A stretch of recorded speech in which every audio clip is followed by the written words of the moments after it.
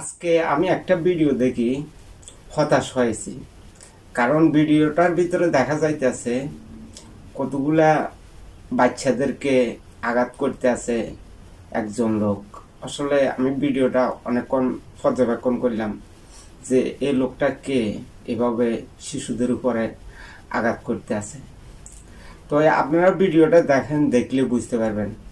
তারপরে এই ভিডিও নিয়ে আলাপ আলোচনা করব। ভিডিওটা দেখা যাক, আপনারাও দেখেন আমিও দেখি।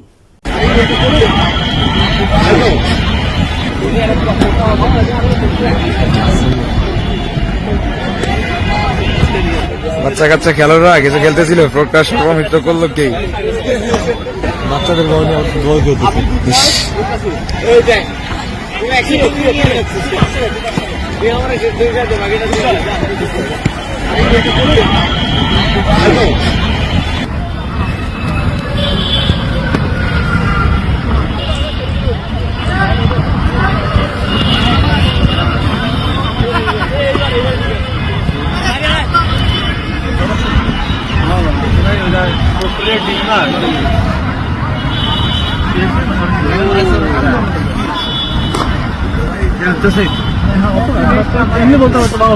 যাক, আপনারা তো ভিডিওটা দেখলেন। ভিডিওটার ভিতরে দেখা যাইতেছে ওই প্লাস্টিকের পাইপ দিয়ে কতগুলো বাচ্চাকে মানে কানা ধরিয়ে উঠবস করাইতে আছে। কেন উঠবস করাইতে আছে? এই শিশু বাচ্চাদেরকে। এই বাচ্চারা ঢাকা দাবি বিশ্ববিদ্যালয়ের মধ্যে তারা খেলতে গেছে ফুটবল। এই কারণে ফুটবল খেলার অপরাধে তাদেরকে কানে ধরে উঠবস করাইতে আছে। এই যে ছোট ছোট বাচ্চাদেরকে এইভাবে কানে ধরে উঠবস করাইতে আছে, শুধু তারা এখানে কেন ফুটবল খেলতে গেছে এই অপরাধে। আসলে বাচ্চারা যে জায়গায় খালি মাঠ পায় এই জায়গায় তো তারা খেলতে যাবে, এটাই স্বাভাবিক।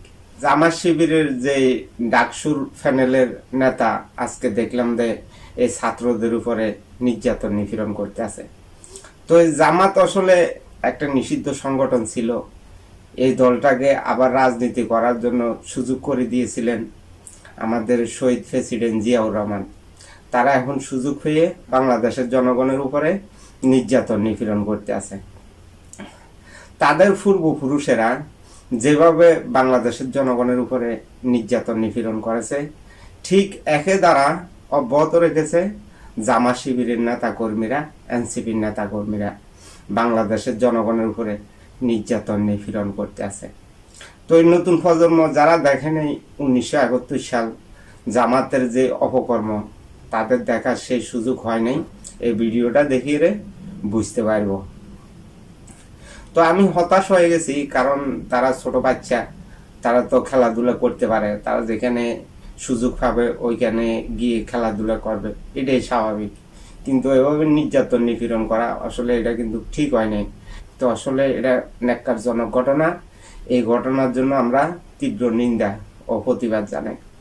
আপনারাও প্রতিবাদ জানাবেন এই ছাত্র শিবিরের সন্ত্রাসীদের বিরুদ্ধে, জামাত ইসলামের সন্ত্রাসীদের বিরুদ্ধে, এনসিপির সন্ত্রাসীদের বিরুদ্ধে, তাদের ছাঁদাবাজি অপকর্মের বিরুদ্ধে আমাদের সবাইকে ঐক্যবদ্ধভাবে তাদেরকে মোকাবেলা করতে হবে।